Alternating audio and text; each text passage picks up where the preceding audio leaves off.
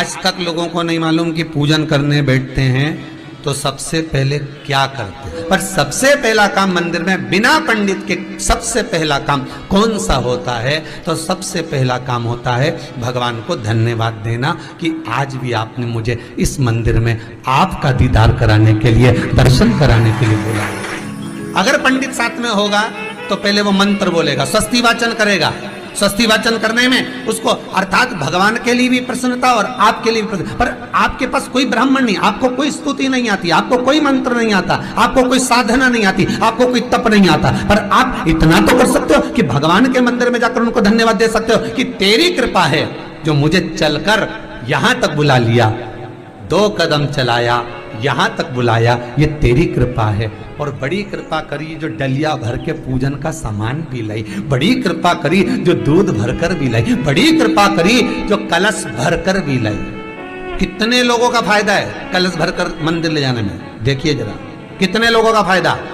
हिंदू धर्म में विष्णु पुराण में, पद्म पुराण में लिखा है, सौभाग्यवती नारी जब भरा हुआ पानी का लोटा लेकर कलश लेकर जाती है और उसको देखकर कोई व्यक्ति निकल कर चले जाता है तो जिस काम के लिए जाता है वो काम सफल हो जाता है। मंदिर का ही लोटा, मंदिर का ही पानी, सिर पे पल्लू लेके हर हर महादेव, बस शिव जी के चढ़ा रही और इतने प्रेम से रिझा रही। अब फ्री का पानी था तो एक लोटे में मन भी नहीं माने। अरे करा तो भगवान के सम्मुख में पहुंचकर अगर आप जल का पात्र भी लेकर जा रहे हो, भरा हुआ लेकर जा रहे हो, तो कितनी प्रसन्नता की बात है। हिंदू धर्म की रीति है, जिस पात्र को हम जल चढ़ाने लेकर जाते हैं उस पात्र में भगवान के चरणों का जल लाते हैं, खाली पात्र नहीं लाते। क्या लाते हैं? भगवान के चरणों का जल। उस चरणों तक को लेकर आए, घर में रखा, सबने अपने नैनों में लगाया, हृदय में लगाया, चित्तवृत्ति में लगाया। खाली पात्र हम लेकर वापस नहीं आ रहे हैं।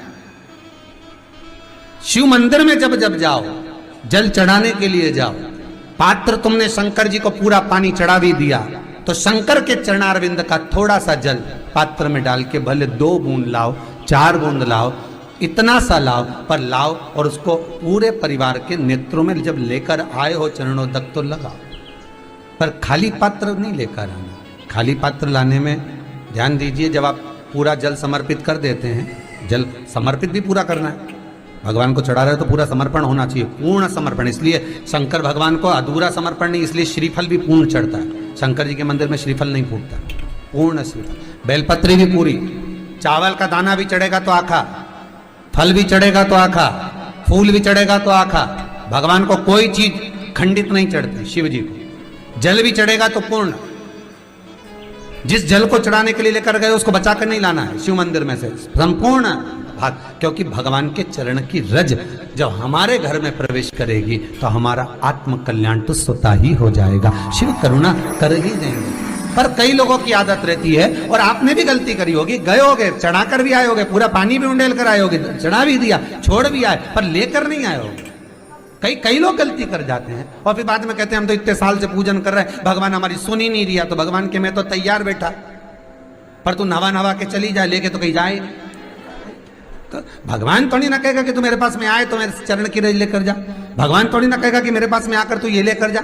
भगवान तो कहेगा मेरे पास में आया है, मांगना कुछ मत, बस मुझे जो स्नान कराया है मेरा चरणोदक लेकर जा, छीट दे पूरे घर में, संपदा भरना मेरा काम है। जहां मेरी चरण की रज पहुंच गई वहां संपदा स्वतः पहुंचती है, मैं वहां पहुंच जाता हूं।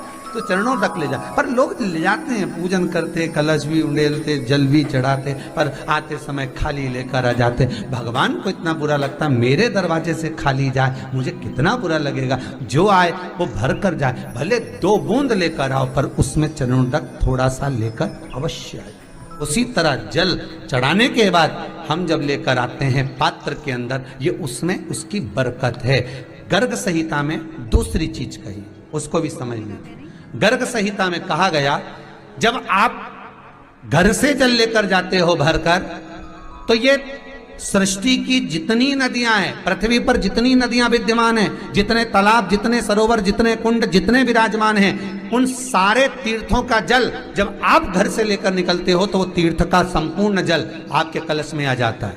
और जब आप उस जल को शिव पर समर्पित कर देती हो और 2 बूंद चरणादक लेकर जब जाती हो तो शिव महापुराण गर्ग संहिता पद्म पुराण कहती है वो जल साधारण नहीं रहता, वो गंगा जल बनकर तुम्हारे घर को पवित्र करने के लिए पहुंच जाता है। वो पवित्र गंगा जल बन जाता, उसको लेकर प्रवेश कर जाओ। हम बार बार कहेंगे भगवान के मंदिर जब भी जाओ ना, चेहरे पर प्रसन्नता होना चाहिए। किसी से मिलने जाओ ना, चेहरे पर अगर प्रसन्नता नहीं और ऐसे ही पहुंच गए ना तो वो श्रेष्ठता नहीं मानी गई। तुम तुम्हारी बहन के घर जाओ, सती मैया जलकर भस्म क्यों हुई? माता सती के भस्म होने का कारण क्या था?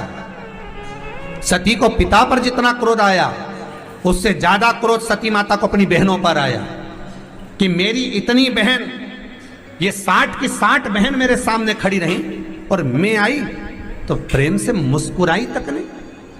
आप किसी के यहाँ जाओ और कोई के यहाँ पहुंचे और जाते से ही आप उस पहुंचे और कहा जी जी राधे राधे, जय श्री कृष्णा, हर हर महादेव, श्री शिवाय नमस्तुभ्यम, ओम नमः शिवाय आपने बोला और उसके चेहरे पर प्रसन्नता नहीं आया तो ऐसे घर में जाने से कोई फायदा है क्या? और आप किसी के यहाँ जा रहे हो तो आपके चेहरे पर भी प्रसन्नता होना चाहिए, सामने वाले को तो हो, आपके भी चेहरे पर भी। मंदिर में जब जब जाएं, गुरु के दरवाजे पर जब जब जाएं, परमात्मा के चरणारविंद में जब जब जाएं, माता पिता के चरणों में जब जाएं, घर के बुजुर्गों के पास जब जाएं तो तुम्हारे चेहरे पर प्रसन्नता होना चाहिए। भगवान को भी लगे दुख भले है इसको पर चेहरे पर प्रसन्नता है, इसको अब दुख नहीं देना क्योंकि इतना मुस्कुराकर ये मेरे मंदिर में आ